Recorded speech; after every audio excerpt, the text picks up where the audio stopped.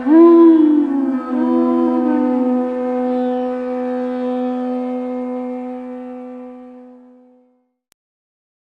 Namo Bhagavate Vasudevaya.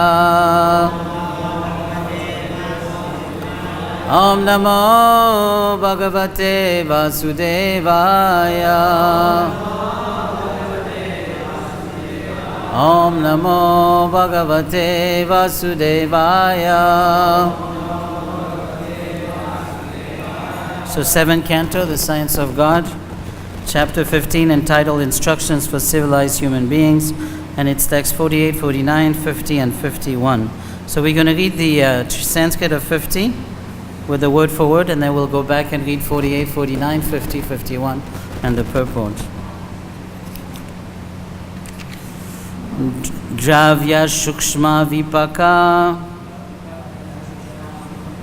Cha Dhuma Gatri Apakshaya Ayanam Dakshinam Soma Dasha Ashadi Virudha Dravya Shukshma Vipakascha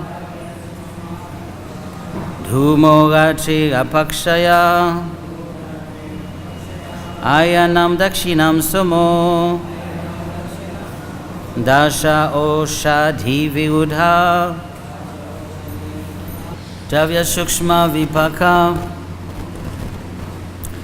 The paraphernalia offered as oblations in the fire, such as food grains mixed with ghee. Cha and Dhuma turned to smoke, or the demigod in charge of smoke. Ratri, the demigod in charge of night. Apakshaya, in the dark fortnight of the moon. Ayanam, the demigod in charge of the passing of the sun.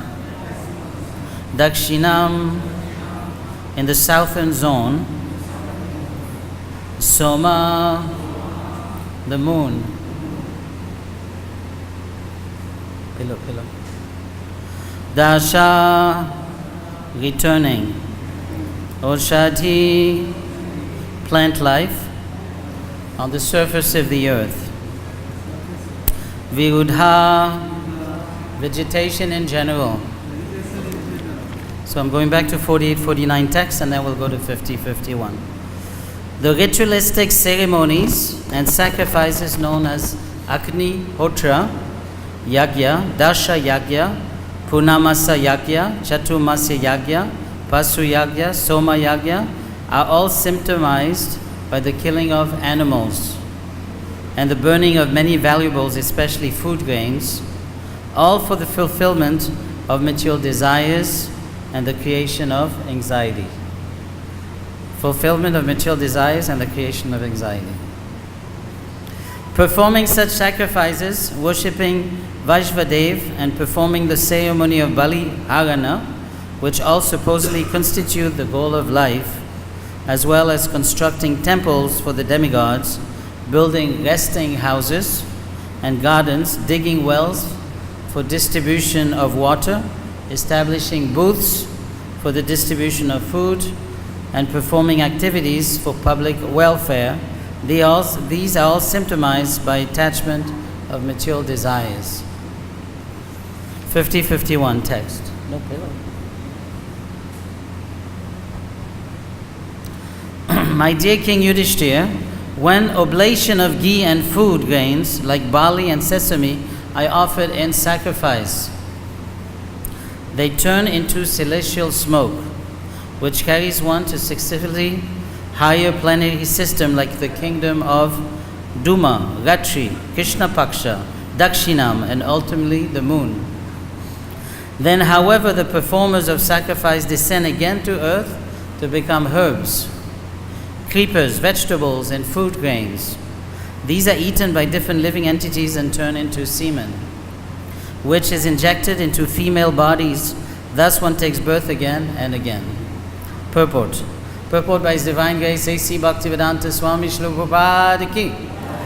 This is explained in Bhagavad-Gita. Tetam bhuva swaka lokam vishalam shine punya matya lokam vishanti evam trayi dharman anupapana gata gatam kama kama lambante. When those who follow the Paviti Marg, you remember the verse before was the description of Niviti and Paviti Marg.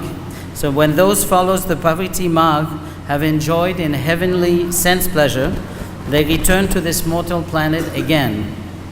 Thus, through the Vedic principle, they achieve only flickering happiness. Following the Paviti Marg, the living entity who desires to be promoted to the higher planetary system performs sacrifices regularly. And how he goes up and comes down again is described here in Srimad Bhagavatam, as well as in Bhagavad-Gita. It is also said Triguna Vishaya Veda. The Vedas deal mainly with the three modes of material nature. The Vedas, especially three Vedas, namely Shama, Yajur and Rik, vividly describe the process of ascending to the higher planets and returning. But Krishna advises Arjuna Trigunya Vishaya Veda and Nashtrigunya Bhavarjuna. One has to transcend these three modes of material nature, and then one will be released from the cycle of birth and death. Otherwise, although one may be promoted to a higher plane system such as Chanda Loka, one must again come down. Shine Punye Matya Lokam Vishanti. After one enjoyment due to pious activities is finished, one must return to this planet in rainfall and first take birth as a plant or a creeper, which is eaten by various animals, including human beings, and turn to semen. This semen is injected into the female body, and thus the living entity takes birth. Those who return to earth in this way take birth especially in higher families like those of Brahmanas. It may be remarked in this connection that even the modern so-called scientists who are going up to the moon, they're not able to stay there, but are returning to their laboratories. Therefore, whether one goes to the moon by modern mechanical arrangements or by performing pious activities, one must return to earth.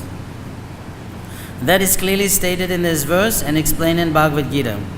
Even if one goes to the higher plane system, Yanti Deva Vrata Devam, one's place there is not secure.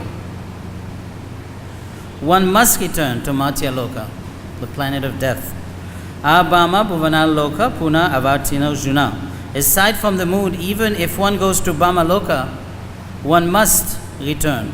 Yam Prapya Nanivatantit Tadhama Pamam Mama. But if one goes back home, back to Godhead, he need not return to this material world. Om Jnanatimandasya Gyananjala Shalakaya Chakshu Mitam Jena Tasmai Shigua Venamahasi Chaitanya Manuvishtam Shtavitam Jenavutale Swayam Rupagadamayam Datati Swapadantikam.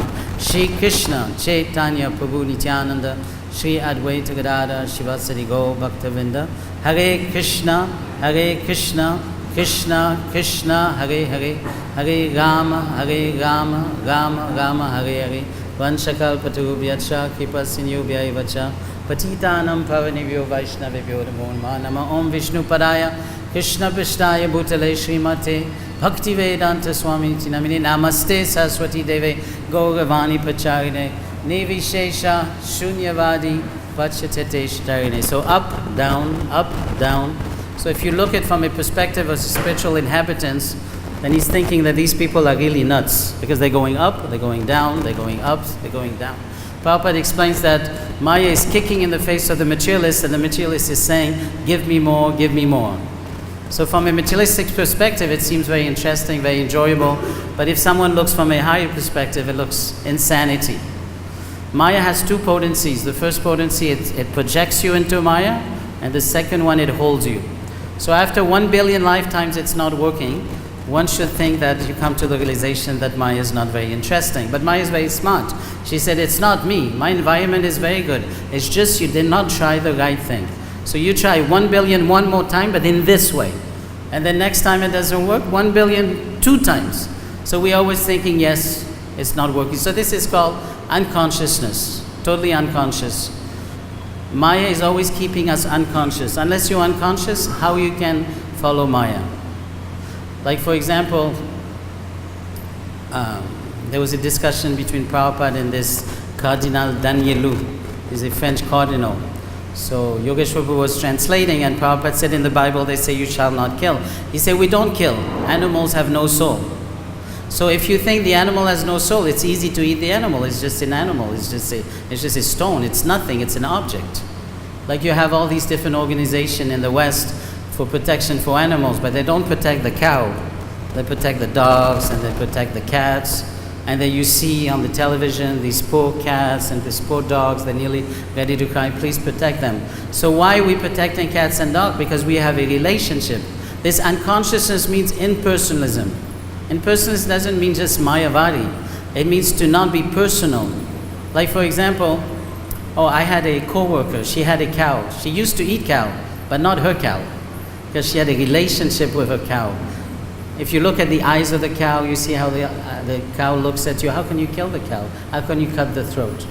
But if you become unconscious of the personality of the cow, then it is very easy. Like for example, they used to say during slavery days that black people have no soul. Oh, it's very easy then. If the person has no soul, then just kill it, use it. It has no soul. So that's the reason. How do we do it? What do Americans do during the Iraqi war? Oh, they're terrorists. They're going to threaten our way of life. They're just like animals. They're not human beings. Then the Americans say, yeah, go to war and kill them. But then what happened is during the media captured different discussion or different interviews of Iraqi women crying for their children. And when the American public saw this, they became soft for the Iraqis because they became personal. They saw there was a living entity, there was life. There was living entity. People would say, oh, woman, no intelligence. Oh, obviously we can abuse them. Oh, this is just a child. Just use him, no problem, he's just a kid. So this is how we stigmatize things. Like if there's, apartheid is when you try to destroy nations. So how do they do it? They say these people have no intelligence, they're trying to destroy us. They stigmatize in an impersonal way, there's no personality. Like for example, if someone wants to kill, you have an assassin who wants to kill someone. He's not going to ask, what's your name? What do you do in life? Because if he does this, he's going to become so attached to that person, he won't be able to kill it. People say God has no hands, he has no arms, he has no head, so God, okay, we can step on him. But if you see the universal form of Krishna, all these prayers from Dhruva, Prahlad, Gajendra, what do? They realize the greatness of Krishna. Arjuna was saying, oh my gosh, we were playing like friends and you are like Krishna, the Supreme Person. I feel so bad. So when you come to that realization, you become personal, and then Maya can't touch you anymore because you personalize things. This is the impersonalist concept, the unconscious concept. Because here, it shows the living entity is going up, is going down, is going up, is going down. How can you do this? It's ridiculous if you think about it. So even when we become devotees, Maya, the mind keeps us in an unconscious state. Obviously we joined. So the mind in the beginning is thinking, oh, you joined, looks pretty good. But then it's thinking, I don't think we should stay. But the mind already said yes. It's like, for example, in Vaishnava K, this book from Bhakti-Siddhanta, there's an example, and Jayapataka Maharaj gave the example that you're telling someone, I'm going to help you to do something. And then you're thinking about it and you say, no, I don't want to help anymore. But you can't just come out and say, I'm not going to help you. So you say, last time you spoke to me badly, because of this I'm not going to help you. So the mind is thinking, look, this devotee is fat, this senior devotee is not coming to class. So finding always reasons. So the mind is not saying, I'm going to come out. No, it's giving certain reasons to try to come out. So when the mind sees that definitely you're not going to come out of Krishna consciousness, like my mother, after 10 years she figured out I'm not going to bloop. She accepted it. So the mind is accepting, but it's saying, okay, do little Hare Krishna, do little class, but at the same time don't become too serious. So this unconsciousness within devotee life is still there, because if we were fully conscious, we would be pure devotees. Like for example, the father, Prabhupada explains that the rich father has his son, and the son left the house. So the father is crying for the son. And the house, the son has so many facilities, a nice bed, so much nice food, maids, but he's becoming a hippie. He's living and begging on the street. So what is the pain that the father has? Such an incredible pain. He's suffering more than the son. So Prabhupada explained that Krishna is suffering more than us because he's feeling for us. So if we become conscious of Krishna's pain, how can we do all these things? How can we cheat Krishna? It's not possible. The devotee does not want to do anything that will separate his relationship with Krishna. He doesn't want to do something that is going to break his relationship. Because he's conscious, my relationship with Krishna is a wonderful relationship. So when we, for example, Lord Shiva was covered by the Yoga Maya. He said, I want to see your form. And Krishna said, are you sure? He said, yeah, I could do anything, I'm Lord Shiva. So what happened? He got covered. And at that time, he had no consciousness. He didn't care what it was. He was naked, running around the sage. He lost semen in front of everyone. No problem, because he was so attracted by Mohini. But then when his lust came down, spiritual lust came down, then he became aware of everything. So Prabhupada explains that when we enjoy, we forget. But when the enjoyment is done, then we start realizing it wasn't worth it. But then it starts again, because our memory is very short term. Krishna tells Arjuna that me, you, all these kings, never was there a time I did not exist, you did not exist, and now there a time we will always exist. But the difference between me and you is I remember and you don't remember.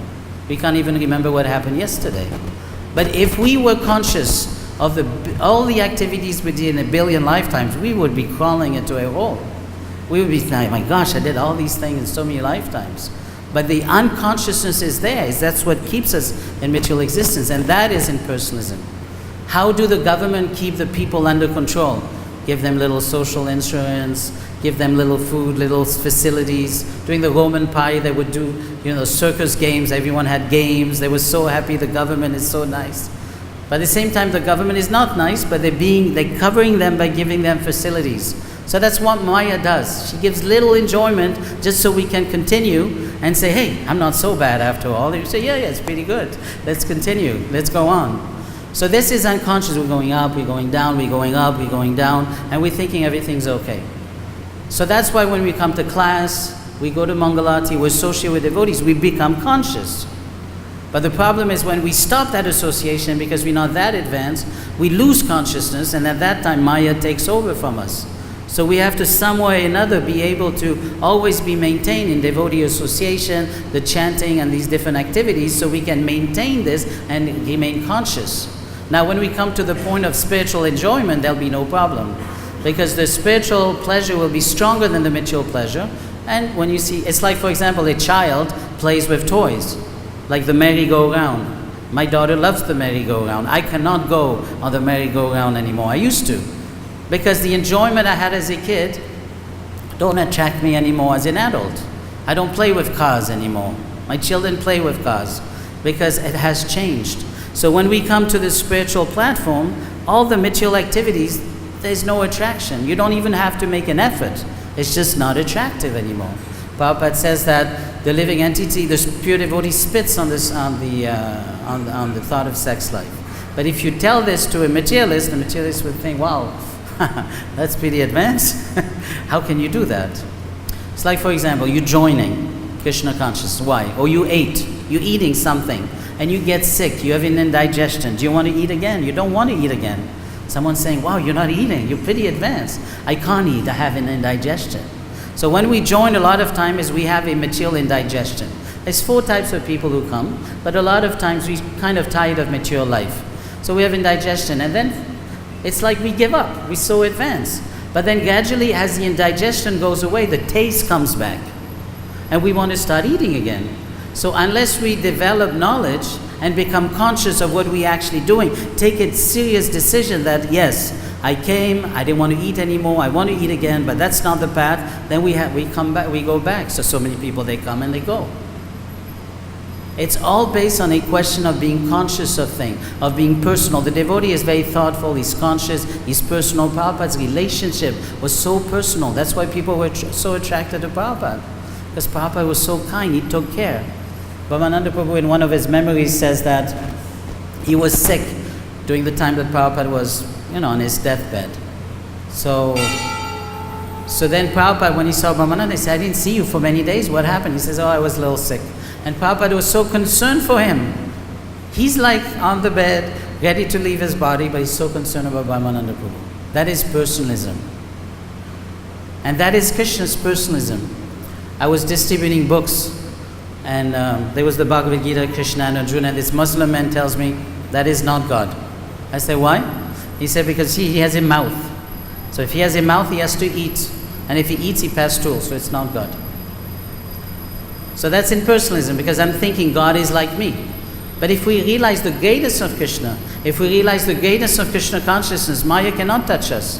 The problem is the in-between times. Now we're realizing, we're in front of the deities, we're associating, but we go out to the city, we go to the work, we go do things, and then, we start being covered, and Maya starts preaching, and we become unconscious, we become numb. The mind makes us numb.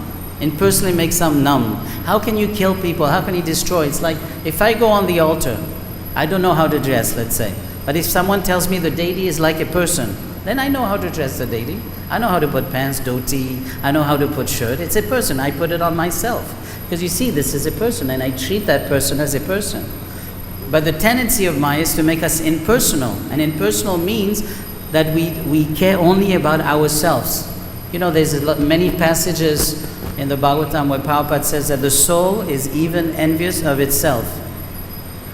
Do you understand that concept? Envious of ourselves. We know what is good for us, we won't give it to us. And in one conversation, Prabhupada said that if this man has a human birth and becomes a dog in his next life, he was envious of himself. He had the chance to be upgraded to a higher position, but he degraded himself. He became a dog. That is envy.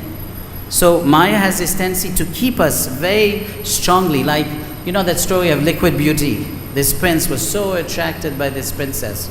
They came out in the back to Godhead in the beginning. So he came to that princess and wanted to have a relationship. She said, come back in 1 week and see me. So she took all these purgatives, she threw everything in a bucket, and when the prince came to see her, she didn't look like the same person. So he asked, where is that beautiful, princess? He says, come, I'll show you. And then he showed this barrel with all these different liquids. So then he became conscious. When you become conscious and you're thinking, no, I don't want to do this. If you open the body and you see everything under the body, how can there be attraction? So you have to be unconscious to enjoy material life. Because if you're not unconscious, how will you enjoy it if you realize that actually it's just full of stool and urine and blood?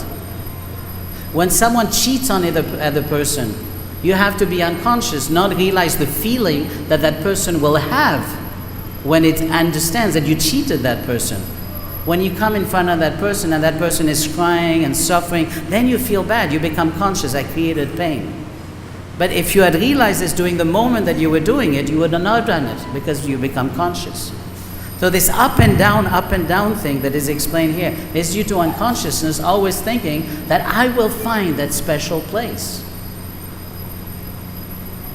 But it's not there. But unless we become conscious about it, we won't be able to do anything. So in the beginning we join, we become conscious. Now the problem after that is when we join, we keep some unconsciousness. We have a little bit unconscious, a little bit conscious. We don't want to go too far. So the mind is very expert in keeping us in a state of semi-unconsciousness. So that's why we always have to take advantage of the temple programs, the temple association, reading the books, chanting all the time. Then we could come out. But unless we're conscious that we have a problem, it's like when you have a disease, you go to the doctor. But if you don't go to the doctor thinking, I'm going to deal with myself, then how are you going to get cured? So first we have to understand, yes, even as a devotee, I have a problem. I'm not fully devoting my life to Krishna consciousness. I'm still keeping a little side on the side like that. So this is where this up and down. We don't have to be devotees. No one's telling us we have to be devotees. No one's forcing it. It's not Krishna's putting a gun to the head and saying, you become a devotee. If Krishna did this, it wouldn't be love. It would be force. So Krishna is so kind. Krishna has so much no envy that he doesn't care if we take a position of power. Obviously in the spiritual world you cannot be Krishna because there's only one Krishna. So he creates a world for us. You want to enjoy? No problem. Go and enjoy. Go and enjoy. The envious people would say, no, I'm going to crush you down. And Krishna has so much love, so much kindness in their heart. He says, okay, listen, You can't do it at home, but I'll make you a little home. You can try to do it, and then when you're ready, you can come back. Is that okay? Okay, that's fine.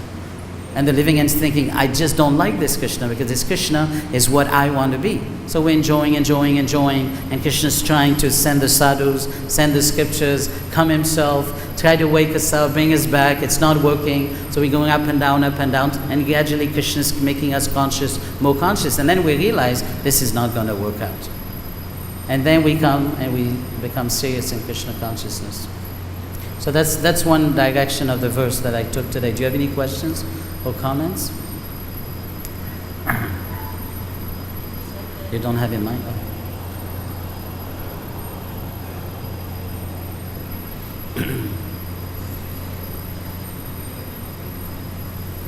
Okay.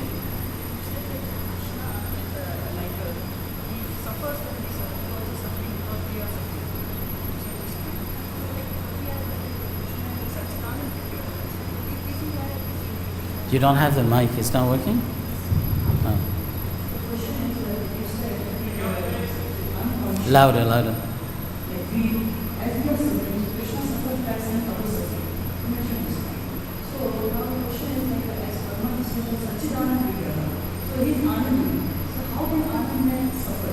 No, it's a different suffering. It's like Prabhupada says that the gopis, when they were trying to stop the chariot from Krishna going back to Mathura, they were suffering. But actually this suffering is enjoyment, but they do not understand. So obviously it's a different level. But obviously Krishna has a relationship, and he created us for his enjoyment, and we said bye-bye, see you later. So he's thinking, and he's feeling these living entity, like this pure devotee, he cries, He cries for the living entity, he's suffering. Paradukha dukhi, suffering on the suffering of others. But the kami is pasukha dukhi, someone suffering, jai. They're suffering, that means I will enjoy. So the pure devotee is crying, Prabhupada is crying. It doesn't mean he's not on the spiritual platform. Now that service attitude is ecstasy for him. But he's suffering for the living entity, obviously, and Krishna is also suffering. And that's why you become so dear to Krishna when you preach. When you preach is my glory is very dear to me, because you have understood Krishna's greatest pain, greatest desire to bring everyone back. And you are becoming the instrument of Krishna to bring back these living entities. So Krishna becomes very happy. Tapasya means to give up voluntarily a position of enjoyment for a higher cause. And it's very clear, it's voluntary renunciation. No one's forcing us. It's voluntarily. I said, I'm not going to do that because that's going to help me. It's like the student is thinking, I want to graduate, so I'm going to study for 3 years. I'm not going to go to the bars. I'm not going to drink. I'm not going to do all these things. I'm just going to work like an animal, so I graduate. This is not tapasya because it's material. It's a sacrifice, but it's a voluntary sacrifice. I'm sacrificing my enjoyment so I can become a PhD, I can become a doctor, I can make money. So we voluntarily sacrifice. So we understand Krishna's pain. Prabhupada came to America, he sacrificed the Radha Damodar temple. He could have stayed there, old age. He came, suffered so much, there was so much tribulations. Our gurus, our senior devotees, they also sacrifice. And because they sacrifice, we there. And we sacrifice, and other people will be here. So that sacrifice is transcendental, and that feeling is a transcendental feeling. It's not a material feeling. It makes sense? Maj, you want to say something? Yes, Mataji. Throw the mic. At the back. You stand up.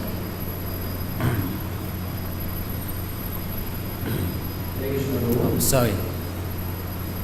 You heard about spiritual darshan, which is your idea. Excuse me? Spiritual darshan. You heard about Spiritual? spiritual darshan. Darshan. Spiritual Lust. So what is the meaning of that? Well, when you lust, what is it? No. Oh, okay. We didn't want to identify Shlot Shiva like us, so that's why I said spiritual lust. I don't know if it's used in the books. But what I meant is obviously his attraction. I mean, he was so covered up. He was in front of Parvati, and he's looking at this woman playing ball, and all the body's going up and down, and he's thinking, wow. And he's running around. He's losing semen. He's not covered. He's in front of all the sages, and he doesn't care. So it looks like us, but it's not us, because he's running after Mohini Murti, and no material woman could disturb him that much. So I use the term spiritual lust in the sense that It's not like us, it's not our lust. He was attracted spiritually by that form, but it seemed externally that it was a material moment. That's why I used it. Was it love? Love? Spiritual lust is supposed to love. Yeah, obviously when love gets degraded by the modes of material nature, it becomes lust. We trying to return lust into love. But what I'm saying is the moment of Lord Shiva, if you see it from a materialistic point of view, it seems that he's very attached to women. But Lord Shiva is not attached. Krishna wanted to show also that such a great sadhu, saint, could also be attracted by Maya, although it was Yoga Maya, not Maya. Mataji at the back wants to... These things are very important. We have to be thoughtful in Krishna consciousness, because you go on for 20, 30, 40 years and you see, I'm looking after so many years, I should be much more advanced than I am today. But that's because I'm still in a sleeping state.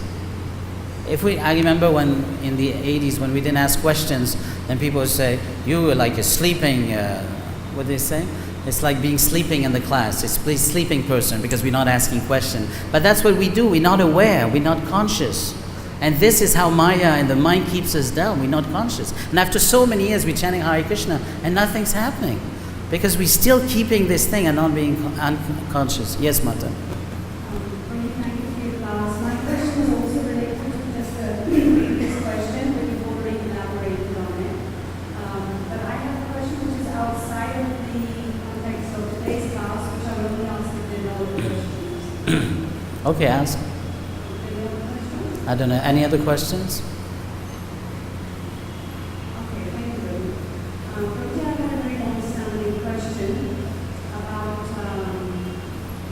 it's a doubt that Lord Krishna says that he expands as Lord Balaram, and then he also expands as Radharani.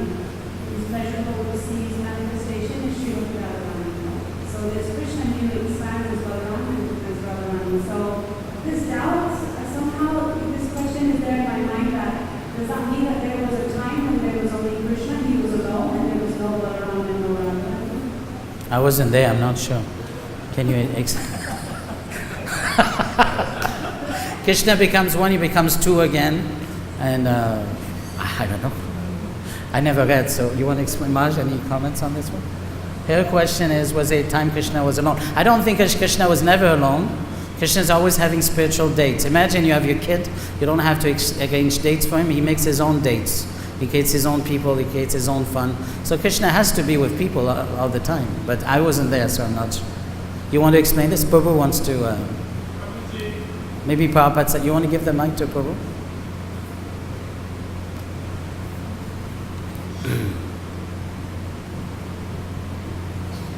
Hare Krishna. Yes, Thank Prabhu. you very much for a very wonderful class. It was very, very informative, very, very well delivered.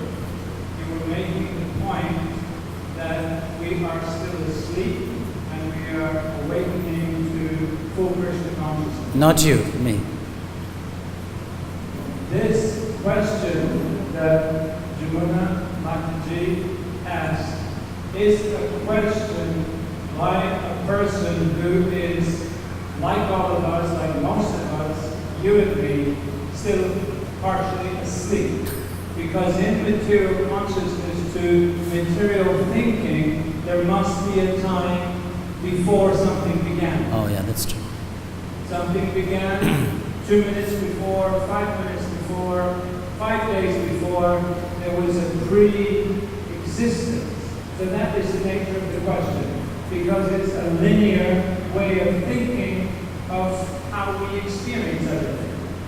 We experience past, present, future will come through our senses. So we're thinking from this level of consciousness, it must be like this in the material, in the spiritual world. So what happened before Krishna expanded into Balaram, before he expanded into...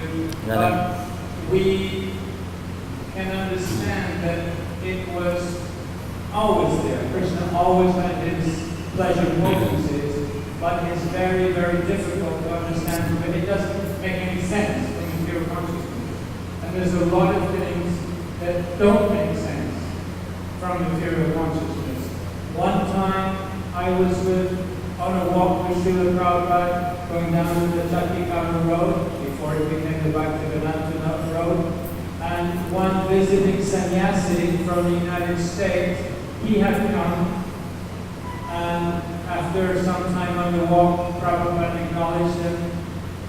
Why have you come? What is it? So he pulled out of his bag a National Geographic magazine, and it folded, it was centerfold, it folded into 6 or 8 pieces. It's a big folder, and he showed it to Srila Prabhupada. He said, Srila Prabhupada, the scientists, they are saying that our next big project is to unravel the DNA, to understand the chromosomes in a living person's body. And he said, when we do this, we will identify the part of the DNA which chromosome gives rise to people thinking they are having a religious experience. We will be able to identify what in a person's cells in their body makes them think of religious things. He said, Srila Prabhupada, how should we deal with people who are saying this? So Srila Prabhupada, he was chanting on his wings, he was familiar, so he just chanted, and he turned to him and he said, what does it matter what the scientists say? For what can we understand of Krishna's creation with their pea-sized brain? So since I heard Srila Prabhupada say that, I immediately identified, and ever since to this day, that I have a pea-sized brain. It's not everything I can understand. I can't understand from my conditioned state what is eternity. How does something go on forever and ever? One comedian, he said, eternity is a very long time, especially the part at the end. So it's just very, how can we understand it? We can't have it. We can have an intellectual understanding, but for Krishna, his potencies have always been there. He doesn't exist on his own. And that's hard to understand, but this is something we must accept with our pea-sized brain until by the water of devotion, the pea sprouts, and then we can understand more things. Hare Krishna. Thank you so much, Prabhu. Any other question, Marsh? You want to say something? Radharaman, Marsh? Something? Any other questions? The camel is eating the thorn, and the camel's thinking is very tasty. He's drinking his own blood. So we have this kind of vision. We see up and down, and we say, it's okay. You're suffering, it's okay, it's not that bad. This is the unconscious part. I'm not enjoying that much, but it's worth it. It's very, very subtle. This impersonalism is not just Mayavadi. It's how we deal with people, how we relate with things. Personal, because when it becomes personal, you become Krishna conscious. Because you see things as they are. It's this impersonalism is destroying us, and that's what Prabhupada came to destroy. This false conception of... Thank you very much, Srila Prabhupada Ki.